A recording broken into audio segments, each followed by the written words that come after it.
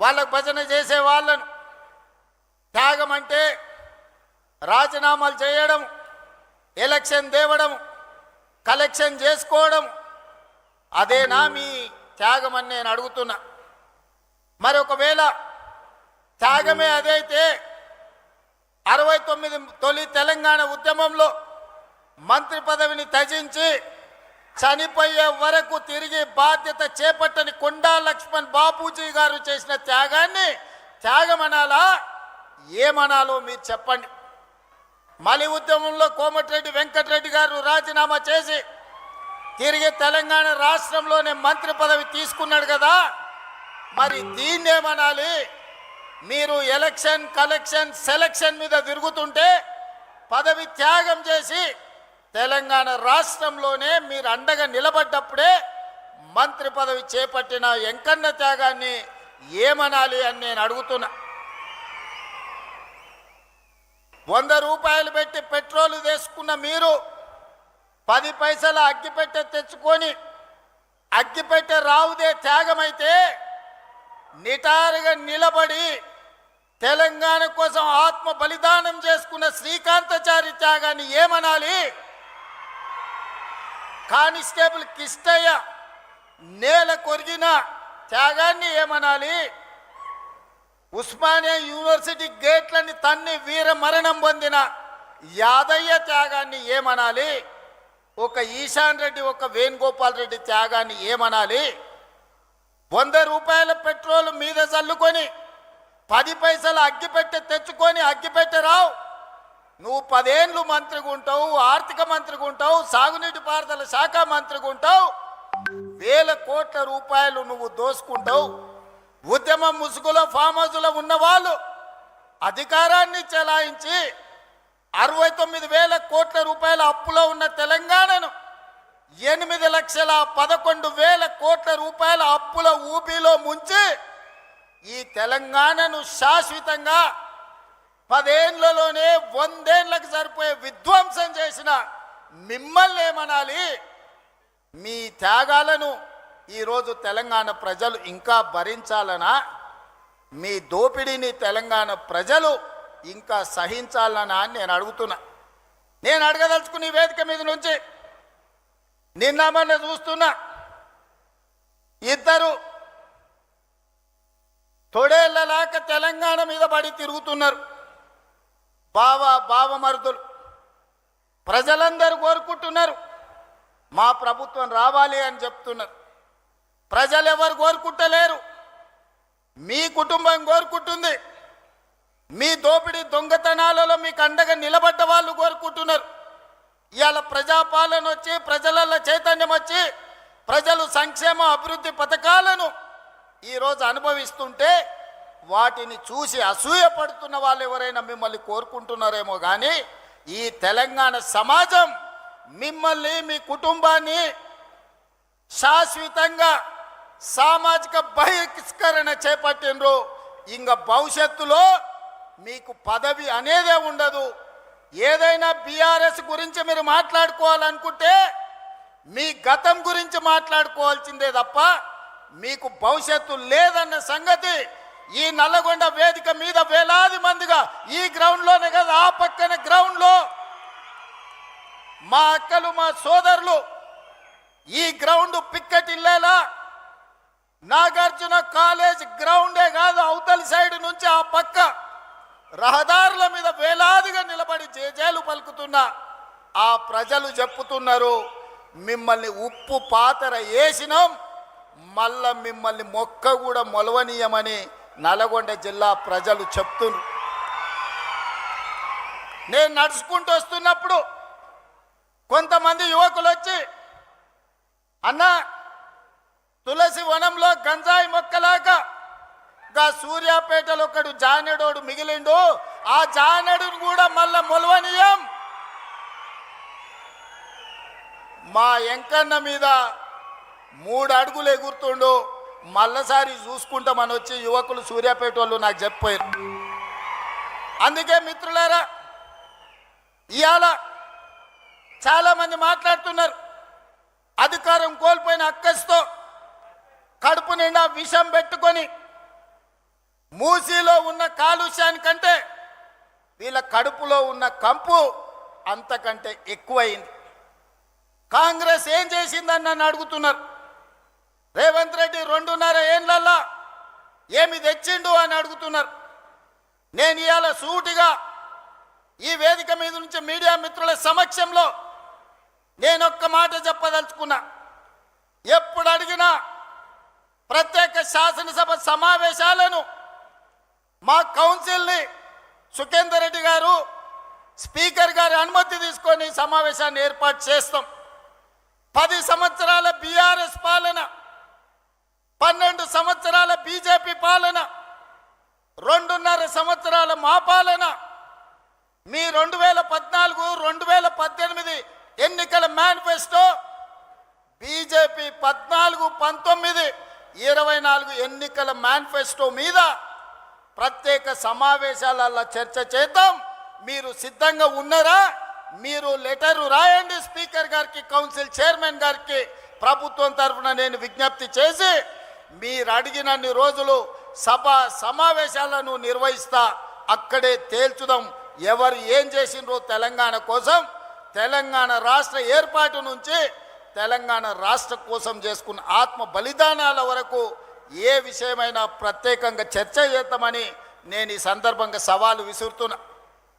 ఇవాళ 10 ఏళ్లలో మీరు, నేను మా అక్కలు, మా ఆడబిడ్డలు ఈడు ఉన్నారు, పాలపిట్టలు ఎక్కువ ఉన్నారు. మా అక్కలందరూ ఈడ కళ్ళకు కనిపిస్తున్నారు మంచిగా.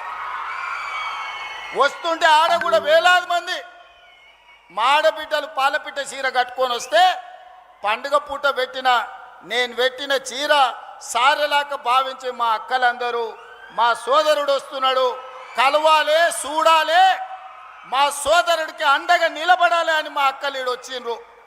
ఇవాళ మా అక్కల సాక్షిగా నేను అడగదలుచుకున్నా. 5 సంవత్సరాలు నీ మంత్రివర్గంలో ఒక ఆడబిడ్డకు కూడా మంత్రి ఇవ్వలేదు కదా, మా అక్కలు మర్చిపోయినరా అని అనుకుంటున్నారా? ఆనాడు పేదవాడి గుర్తింపే రేషన్ కార్డు. 10 ఏళ్లలో పేదవాళ్లకు రేషన్ కార్డులు మీరు ఇవ్వకపోతే ఉత్తమ్ కుమార్ రెడ్డి గారు పౌర సరఫరాల శాఖ మంత్రిగా బాధ్యత తీసుకున్న తర్వాత లక్షలాది తెలంగాణలో ఉండే పేదవాళ్లకు రేషన్ కార్డులు ఇచ్చిన మాట వాస్తవం కదా? మా అక్కలకు తెలియదా? ఈడున్న పాత్రికేయ మిత్రులకు ఈ వార్త రాలేదా? పేదలకు ఆనాడు దొడ్డు బియ్యం ఇస్తే ఆ దొడ్డు బియ్యం బర్లకు దానబెట్టే పరిస్థితి. ఎప్పుడన్నా సంటి పిల్లలకు బుక్కెడు బువ్వ మా అక్కలు వండిపెట్టారు ఆ దొడ్డు బియ్యం అని నేను అడుగుతున్నా. అందుకే మేము ఆలోచన చేసి మా ఉప ముఖ్యమంత్రి గారితో మాట్లాడి ఆర్థికంగా కొంత భారమైన పేదవాడి కడుపు నింపితే వాళ్ళు సంతోషంతో ఇచ్చే ఆశీర్వాదం 1000 ఏళ్ళు మనకు అండగా నిలబడుతుంది, చరిత్రలో మనం నిలిచిపోతామని మాట్లాడి సంవత్సరానికి 16,000 కోట్ల రూపాయలతోని 3,28,00,000 పేదలకు 6 కిలోల చొప్పున ఇవాళ సన్న బియ్యం ఇస్తున్న మాట వాస్తవం కాదా? మా అక్కలు ఇక్కడ ఉన్నారు కదా, వాళ్ళు వండి సంటి పిల్లలకు బుక్కెడు పువ్వ సన్న బియ్యం పెడుతున్న మాట వాస్తవం కాదా? ఇవాళ ఫామ్ హౌస్లో వండుకున్న కేసీఆర్ ఏ సన్న బియ్యం తింటుండో, జన్వాడలో ఉన్న ఆయన కొడుకు ఏ సన్న బియ్యం తింటుండో, మా తండాలలో గూడాలలో ఉన్న మా దళితులు, మా ఆదివాసులు, మా లంబాడి సోదరులు ఆ సన్న బియ్యంతో ఇవాళ బుక్కెడు బువ్వ తింటురు కదా. ఒకవేళ ఏదైనా వాళ్ళ తండ్రి కొడుకులకు అనుమానం ఉంటే మా శంకర్ నాయక్ ఈయనే ఉన్నాడు చెప్తా, ఓ తండాల పోయి ఏదైనా గుడిసెల వాళ్ళ మా లంబాడి సోదరుల దగ్గర బువ్వ తిని వస్తే తెలుస్తుంది సన్న బియ్యం. పాపాల భైరవుడు రావాలనంట. పాపాల భైరవుడు వస్తే ఏం చేస్తాడయ్యా? మా రాజకీయ నాయకుల ఫోన్లు విన్నాడంటే సరే మా మీద ఏదో కోపం ఉంది అనుకోవచ్చు. అధికారుల ఫోన్లు విన్నాడంటే అధికారులు ఏం చేస్తున్నారో కనుక్కోనికి విన్నాడు అనుకోవచ్చు. రాజకీయ నాయకులు పోయిరి, అధికారులు పోయిరి, ప్రజలు పోయిరి, చివరికి భార్యాభర్తలు మాట్లాడుకుంటుంటే కూడా ఏం మాట్లాడుకుంటున్నారో ఫోన్లలో వినేటోని ఏమనాలయ్యా? చేత్తో కొట్టాలన్నా రబ్బర్ చెప్పుతో కొట్టాలన్నా మీరు ఒక్కసారి ఆలోచన చేయండి. ఆలు మొగుళ్ళు మాట్లాడుకునే మాటలు కూడా ఫోన్లలో ఫామ్ హౌస్లో పెట్టుకొని మిషన్లు పెట్టుకొని వాళ్ళ మాటలు వినేటోడు ఆ పాపాల భైరవుడు మళ్ళీ రావాలనా? పరీక్షలు పెట్టి క్వశ్చన్ పేపర్లు అమ్ముకొని వేల కోట్ల రూపాయలు సంపాదించుకున్నాడు మళ్ళా రావాలేనా? కాళేశ్వరం పేరు మీద 1,00,000 కోట్లు గోదావరిలో కలిపిన దుర్మార్గుడు ఆ పాపాల బైరోడు మళ్ళీ తిరిగి రావాలేనా? పేదోళ్లకు రేషన్ కార్డులు అడిగితే పోలీస్ స్టేషన్లో పెట్టించి కొట్టించినోడు మళ్ళీ రావాలనా? 10 ఏళ్ళు మా కాంగ్రెస్ పార్టీ కార్యకర్తలను రాసి రంపాన పెట్టి అక్రమ కేసులు పెట్టి ఆస్తులు కొల్లగొట్టి కొంతమంది ప్రాణాలను హరించినందుకు మళ్ళీ పాపాల బైరోడు రావాలనా? దేనికోసం రావాలి ఆలోచన చేయండి మిత్రులారా. ఇవాళ మీరు అడిగిందల్లా చేసినాం, శాయశక్తుల ప్రయత్నం చేసినాం. ఒకవేళ చెయ్యకపోయినా మీ మీద ఎవరి మీద నన్న వాళ్ళ మీద అవతలోళ్ళ మీద ఇవతలోళ్ళ మీద ఏమన్నా అక్రమ కేసులు పెట్టుడు కానీ లేకపోతే వాళ్ళని ఏమన్నా ఇబ్బంది పెట్టుడు కానీ జరిగిందా?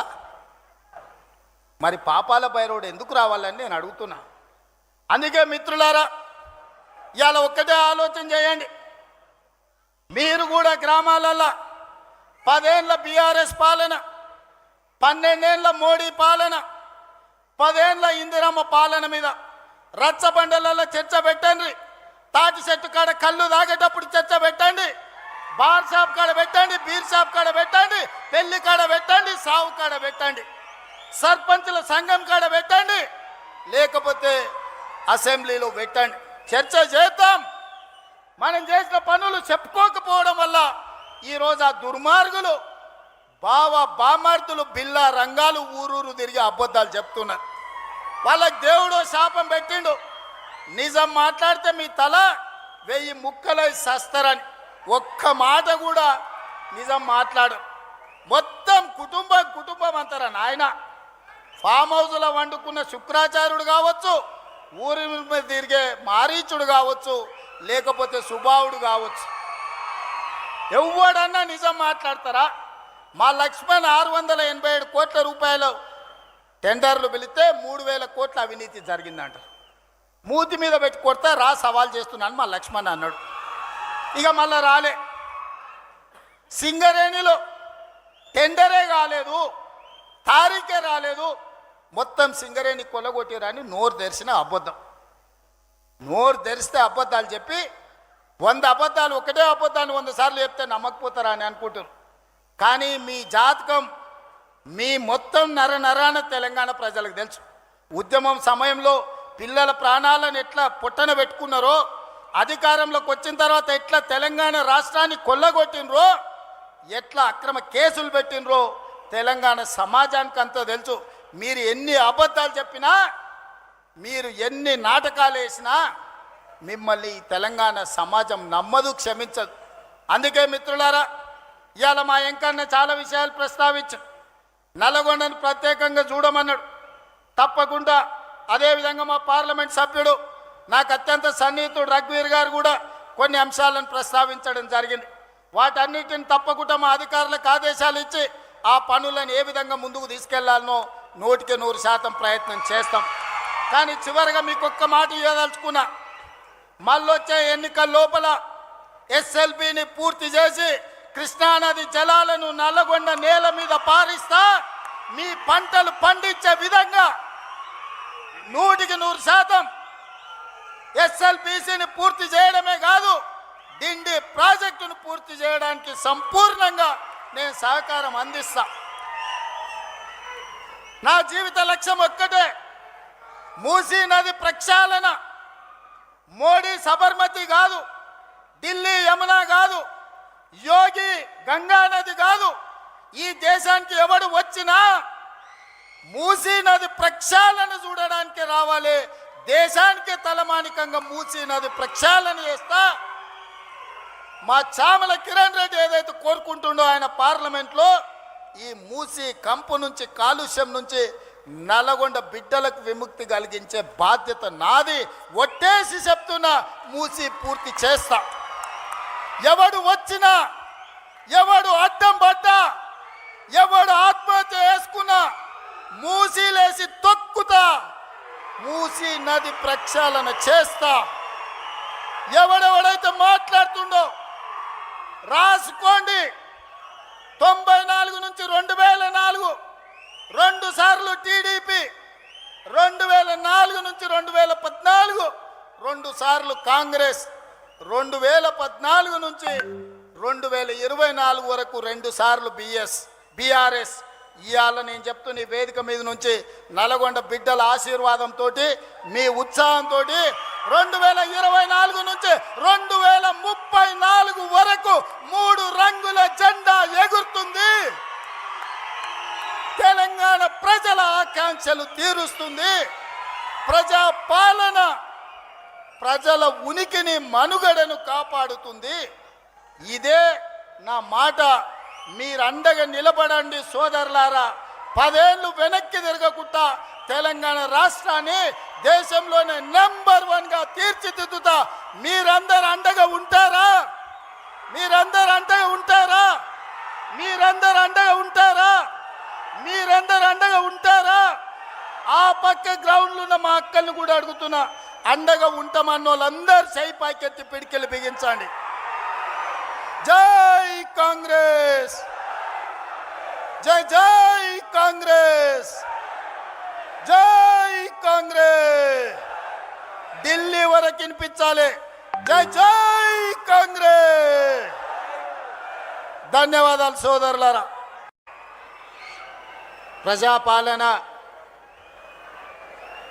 ప్రగతి బాట కార్యక్రమాన్ని ఏర్పాటు చేసి సభాధ్యక్షత వహించిన మా ప్రియ మిత్రులు, మీ అభిమాన నాయకుడు, మీరు ఇష్టంగా వెంకన్న అని పిలుచుకునే నాయకుడు కోమటిరెడ్డి వెంకటరెడ్డి గారు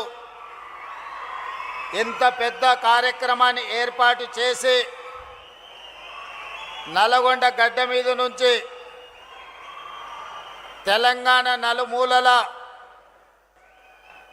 13,000 కోట్ల రూపాయలతో 6,300 కిలోమీటర్ల R&B రోడ్ల పనులను ఈనాడు శంకుస్థాపన కార్యక్రమాన్ని ఏర్పాటు చేసి, ఈ కార్యక్రమంలో మాతో పాటు నల్గొండ మేయర్ బుర్రి చైతన్య శ్రీనివాసరెడ్డి గారు, నల్గొండ పార్లమెంట్ సభ్యులు యువమిత్రులు కుందూరు రఘువీరెడ్డి గారు,